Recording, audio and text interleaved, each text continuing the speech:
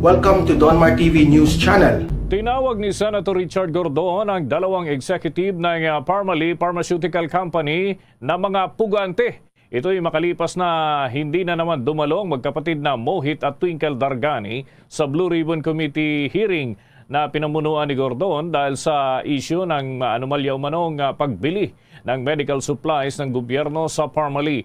Dagdag pa ni Gordon na isang contemptuous ang ginawa ni Mohit Dargani dahil nangako ito na magsasalita siya.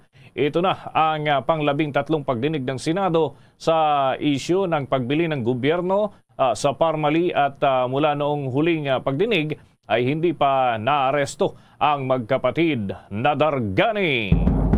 Kaugnay sa nasabing balita, sinubukan ni Senate Blue Ribbon Committee Chairman Senator Richard Gordon na idaan sa mahinahong pagtatanong si dating Presidential Advisor Michael Yang para makuha ang kooperasyon nito sa pagdinig. Nakwento pa si Gordon ukol sa kanyang ina kung saan napakarami umanong inaasikaso, ngunit natatandaan nito ang mahalagang isyu ng kanilang buhay. Pero si Yang na nagkaroon ng malaking papel sa malalaking deal ay puro pag-iwas lamang ang sagot. Maging ang simula ng negosyo nito sa Pilipinas ay pinaiikot lamang umano ang mga sagot. Dagdag pa na ang patuloy na pagsasalita lamang ng Chinese kahit nakunan naman ito sa ilang pagkakataon na nagsasalita ng Filipino. Sa huli di pa rin nakapagpigil si Gordon laban kay Yang. Ngayon ating pakinggan sina Senator Richard Gordon at Michael Yang. You know, I remember my mother started with a big family. Her father died, and she had to help her family of 11. And she would sell what we call rice cakes and peddle it on the streets of Subic and Olongapo at the time, but at the same time trying to eke out an education. So she could remember what she did. Could you give us some short answers when I ask you, what was the business that you started? And I cannot believe that you cannot remember. 我刚才有跟你说，我当时来这么多年了，有帮朋友，也有做安地，跑看看哪里有生意做。具体的细节、很细的什么哪一年做哪一样，我就不知道。当时就来就我帮人家朋友有时候做安地走帮人家看看哪里有谁要货，介绍一点货就这。Alam mo, Mr. Yang, ako, ang dating ko sa'yo, wala akong iniisip na masama. Pero tinitingnan ko lang kung ano sagot mo. Pero marami rin nanonood sa'yo at marami nagte-text sa akin dito. Ang sinasabi, arrogante ka, nangaasar ka, yan ang tingin sa'yo ng tao. Sir, bakit sir, sa dami nung pupunta nyo, bakit sa murder ng martial law victim kayo pumunta? Nagpunta siya sa martial law victim. Ha? Dahil pupunta kami doon sa birthday ng Lola na mag-celebrate ng 101 years old. Eh, madaanan namin. Gusto ko yung sagot mo, Red On. Kung totoong mga loyalista ang nagpanalo kay PRRD, di sana nanalong senador si Atty. Gadon. Boom kunana, kunana. Ang galing mo, Red On. Ikaw na matalin. Ikaw na, palit ka na dito. Ikaw na mag-live. Mio Morex, salamat po, ang saya nyo. Tama ka sa lahat ng sinabi. Ay, hindi ho tama. May tama ho lang talaga yung utak ko. Steve Nash, maraming salamat. Pero di ba tama yung logic niya? Kung, ay naku, dapat kayo magdebate ni Atty. Gadon, mag-aaway kayo nun. Ay naku, kaibigan ko pa naman yun, pero hindi lang kami magkasundo sa political issue. Pero tama kang sobra. Tamang-tama ka. May tama ka talaga, promise. Di ba? Kung sabi niya ang nagpanalo lang kay Pangulong Duterte ay mga loyalista, di sana nanalo na si Atty. Gadon. Senador yun 12 yung mananalo, ni isa hindi siya nakapasok. So, di ba? Tingnan natin. Malay mo, sabi niya, antay ka! Papasok ako dyan sa 2022. Sige.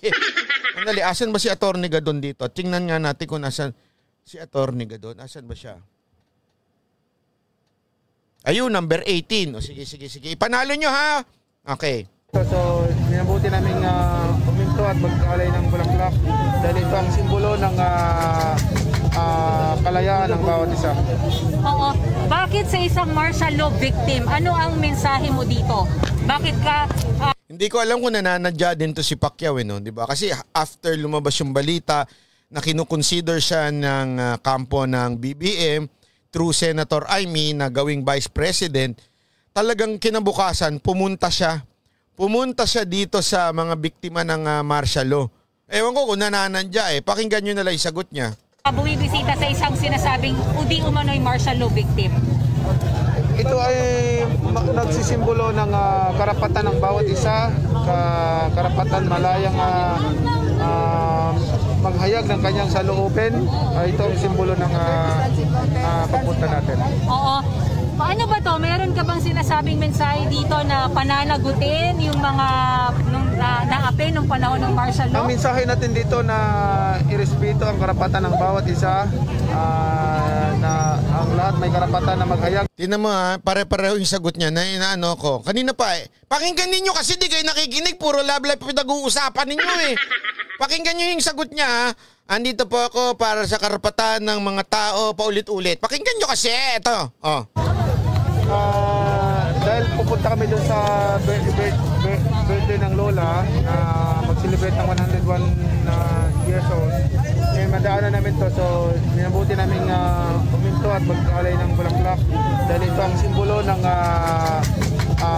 kalayaan ng bawat isa. Oo. Bakit sa isang martial law victim, ano ang mensahe mo dito? Bakit ka Ano daw ang mensahe niya sa mga martial law victim? buwibisita sa isang sinasabing udi umano'y martial law victim? Ito ay nagsisimbolo ng karapatan ng bawat isa, karapatan malayang Sabi niya, karapatan daw ng bawat isa, malaya na maghayag ng kanyang saloobin. maghayag ng kanya sa loobin. Ito ang simbolo ng pagpunta natin. Oo.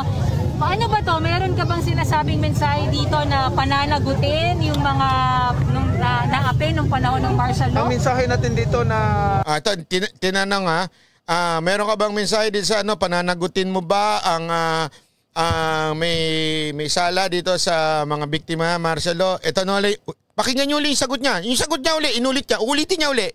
irespeto ang karapatan ng bawat isa, na ang lahat may karapatan na maghayag ng kanilang saloobin. Inulit mo na naman! Bakit pa julit-julit? Ano to, copy-paste?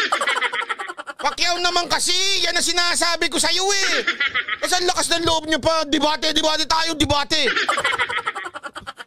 Ay naku, gusto ko talagang tumakbo, promise. Para lang ako. Mang-asar lang dun. At malaya tayo na namumuhay dito sa ating bansa na walang takot. Pangalawang ulit niya na, pangalawang ulit. Tatanong na naman siya ulit. May mensahe ba to kontra kay Bongbong Marcos? May mensahe ba to kontra kay Bongbong Marcos? Ano sagot? Nakalaban mo? Hindi ko ayaw mag-mission ng any name, basta ito yung simbolo ng ating kalayaan, freedom of speech na pinalitan niya na, hindi na kalayaan magpahayag ng saloobin. Ang sinabi ng pangatlo, freedom of speech na. Ano ba naman? Pacquiao naman, nakakaano ka na. Pangatlo na yun isa sagot, iba-iba tanong. Ang galing-galing mo, Pacquiao! You're the best! Pwede tayong mag-voice out, pwede tayong maglabas ng saloobin, opinion natin. Ayan. Sa publiko na hindi tayo pinagbabawalan. Anong aasahan ng mga biktima ng ano daw aasahan ng mga biktima? Tingnan natin ano sagot. Naging presidente ka na. Anong aasahan ng? Mga biktima ng martial law kapag naging presidente ka na. Makakakuha ba sila ng hustisya? Susundin natin yung batas natin, mag-imbestiga tayo, pati yung kung may nilabag o mabuso. Doon sa martial law din, parusahan natin yung dapat parusahan. Okay, on another note, sir, kahapon na sinasabi ni Senator Amy Marcos na balak kanilang kuning Vice President ni Bongbong Marcos dahil malakas ka raw sa Visayas and Mindanao. Will you slide down to VP? Wala akong planong mag-BP. Sinabi ko na yan, decided na ako, tuloy ako. Lalaban tayo para sa kapakanan ng bawat Pilipino, mabigyan ng magandang kinabukasan at maayos natin yung bansa natin na hindi malaganap yung korupsyon. So anong mensahe mo kay Senator Ivy na sila sabi niya gusto ka nila maging VP kasi malakas ka sa Pismin? Salamat MJ Veluz. Anong mensahe mo sa kanya? Isang papasalamat ako, isang karangalan ko na makonsidera ng iba't ibang partido na maging busy, pero hindi po ako tatakbo ng busy. Tuloy po ako sa pagpresidente dahil alam ko na mas marami ako magagawa na tulungan ng ating mga kababayan at maibalik sa normal ang ating ekonomiya, ma-resolve itong mga problema, lalong-lalo na korupsyon. Ako sa kulungan ng mga kawatan sa gobyerno. Ewan ko, Pacquiao, ano bang ginagawa mo sa buhay mo? Masakit ang julo ko sa'yo, Pacquiao. Ba't ka ganyan? Pinapahiya mo lang yung sarili mo. Magkaiba kayo ni Pangulo. Ewan ko. Alam mo, feeling ko talaga ha. Feeling ko, ginagaya nila si Pangulong Duterte. Yung formula na style ni Pangulong Duterte, ginagaya nila. Ang hindi ko kasi nakalimutan nung iba, si Pangulong Duterte meron siyang tinatawag na exhibit. Ibig sabihin, exhibit A, which is yung Davao, di ba? Meron siyang track record. Meron siyang mga nagawa. Hindi puro salita. Yung salita niya, nababack up ng gawa yun.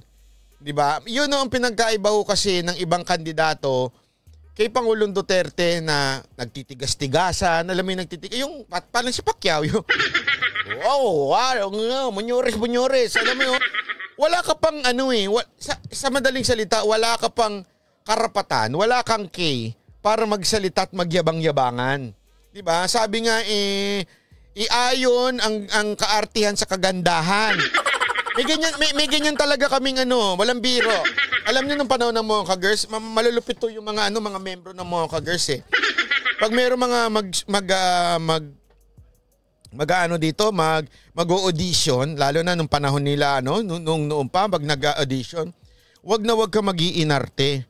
Kasi akala mo yung mga Mocha Girls na matatagal na, yung, mababait kuno yun, pero pagka nakatalikod yun, sasabihin nila, ayon ng, yung ugali sa kagandahan, ha? Kung hindi naman maganda, wag kang mag-iinarte dyan. Hindi totoo naman eh. Diba? Ibig sabihin kung, ilagay mo naman sa lugar yung mo, yung itsura mo, yung hirit mo, doon sa nagawa mo. Eh kung wala ka namang nagawang maganda, bilang congressman, bilang senador, huwag ka masyadong mayabang na tatanggalin ko mga kurapo eh. Tatanggalin mo mga kurap eh, yun nga ang problema mo lang sa pagpasok sa Congress. Medyo delicates. Diba? Tapos biglang tatanggal ka. Diba? Yun naman yun eh.